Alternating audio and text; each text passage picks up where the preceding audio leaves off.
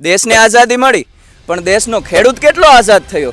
પોતાના ખેતરમાં જ્યારે વીજળીના થાંભલા કે લાઈન પસાર થાય ત્યારે ખેડૂતની સંમતિ વગર એના ખેતરમાં પ્રવેશ કરી એનો ઊભો પાક બગાડી નાખવો, આ આઝાદી છે? પોતે જ ઉગાડેલા પાકનો યોગ્ય અને સંતોષકારક ભાવ ન મળે, આ આઝાદી છે? કુદરતી આફત આવે અને ખેડૂતની આખા વર્ષની મહેનત એક જ વરસાદમાં ધોવાઈ જાય તો પણ પાક વીમો ન મળે, આ આઝાદી છે? એક સામાન્ય સરકારી યોજનાનું ફોર્મ ભરવા માટે 4 થી 5 કલાક લાઈનમાં ઊભું રહેવું પડે, આ આઝાદી છે?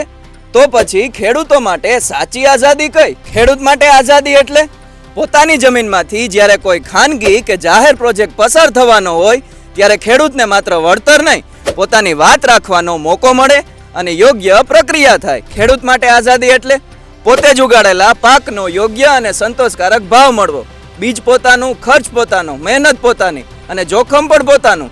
તો પછી પાક તૈયાર થાય ત્યારે ભાવ નક્કી કરવામાં ખેડૂતનો અવાજ પણ મજબૂત હોવો જોઈએ. ખેડૂત માટે આઝાદી એટલે કુદરતી આફતો સામે લડવા માટે યોગ્ય પાક વીમાની યોજના, હવામાનની સચોટ માહિતી, દુષ્કાળગ્રસ્ત વિસ્તારમાં સિંચાઈ અને યોગ્ય ટેકનોલોજીનો ખેતીમાં ઉપયોગ. ખેડૂત માટે આઝાદી એટલે સરકારી યોજનાના ફોર્મ જે વેબસાઇટ ઉપર ભરાય એ વેબસાઇટ યોજનાના સમયગાળા દરમિયાન 24 કલાક કાર્યરત રહેવી. ભારત દેશ આઝાદ થયો એને 79 વર્ષ થશે, પણ દેશના ખેડૂતને આઝાદ થતા હજુ વાર લાગશે.